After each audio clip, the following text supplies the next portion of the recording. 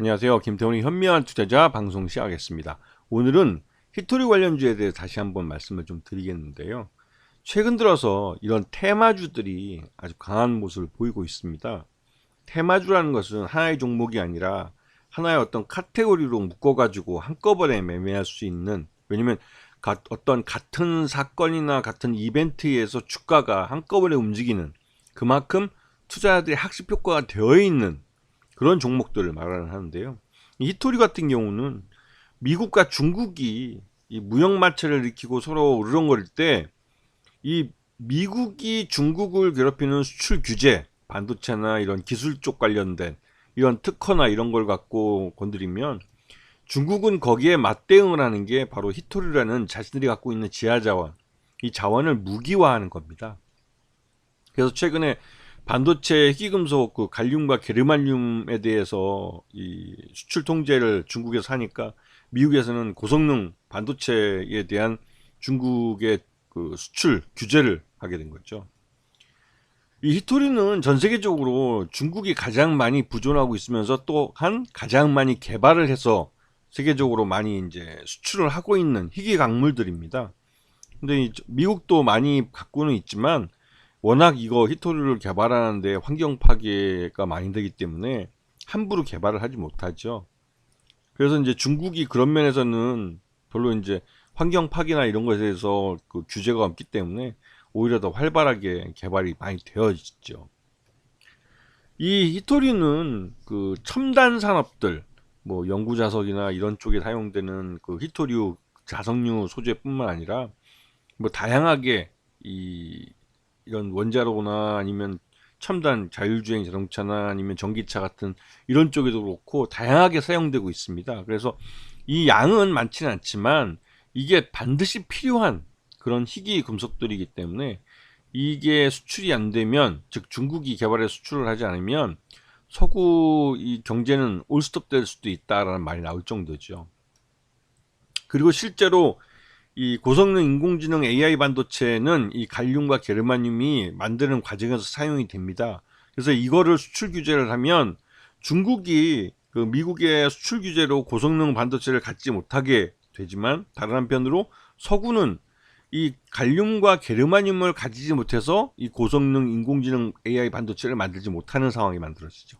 그러니까 서로 서로를 물고 있는 그런 상황입니다, 지금. 이 갈륨과 게르마늄은 중국이 전 세계적으로 90% 이상을 생산하고 있습니다. 그러다 보니 이 갈륨과 게르마늄을 수출 규제를 해버리면 서구 경제가 스톱이 될 수 있다는 그런 위기의식이 좀 있죠.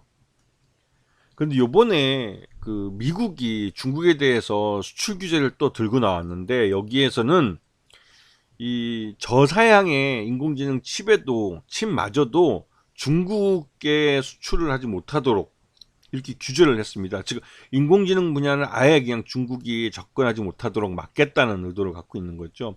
여기다가 이 마카오도 중국 영토로 인정을 하면서, 기존에는 홍콩하고 중국만 규제를 했지만 이제 마카오도 규제를 하게 됐죠. 여기에 이제 그 이런 히토류 관련주 하면 제일 먼저 삼화전자가 아주 강하게 움직입니다. 왜냐면 이 삼화전자는 이 히토류 중에 그 자석류 히토류를 대체하는 페라이트 코어를 현대 모비스와 공동 개발한 경험을 갖고 있습니다. 그렇기 때문에 이 페라이트 코어를 전기차의 그 모터에 사용, 그렇게 될 경우에는 이 모터가 말 그대로 히토류 그 자석 소재가 필요 없이 페라이트 코어로 사용할 수 있도록 만드는, 굉장한 그 그러니까 수입 대체 효과를 이룰 수 있는 그런 소재인 거죠. 그렇기 때문에 삼화전자는 항상 히토류에 대한 말이 나오면 제일 먼저 그 사람들의, 그 투자자들의 묻지마 매수를 받는 그런 종목이기도 합니다. 그리고 유니온 머티리얼즈도 여기에 속하는데요. 유니온 머티리얼즈도 소재인 페라이트 마그네트를 생산하는 업체이기도 합니다. 그리고 유니온은 바로 그 유니온 머티리얼즈의 최대주주이기 때문에 같이 관심을 받는 거고요. 동국 RNS 같은 경우는 호주에 히토류 생산하는 히토류 광산을 갖고 있는 회사와 업무 협력을 하고 있다는 게 시장에 알려지면서 또 시장에 관심을 받고 있죠. 이렇듯이 히토류 관련돼서 뉴스가 나오면 투자자들은 묻지마와 같이 이런 종목들을 삽니다. 근데 특히나 앞에서 보시면 아시겠지만 대부분 종목들이 상반기 올 5월달이나 4월달쯤에 굉장히 주가가 급하게 올라갔다가 그 이후에 꾸준히 내려온 모습을 볼 수 있어요.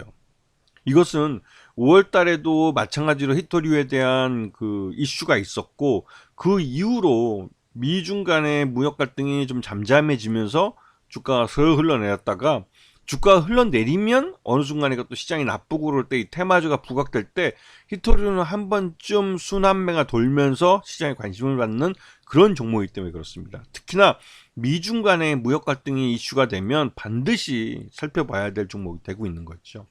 그래서 이런 테마주 중에서도 이 순환매적 관점에서 관심을 가져야 한다는 것을 반드시 기억하고 계셔야 되는 겁니다. 아시겠죠? 자, 오늘 방송 여기서 마치겠습니다. 감사합니다.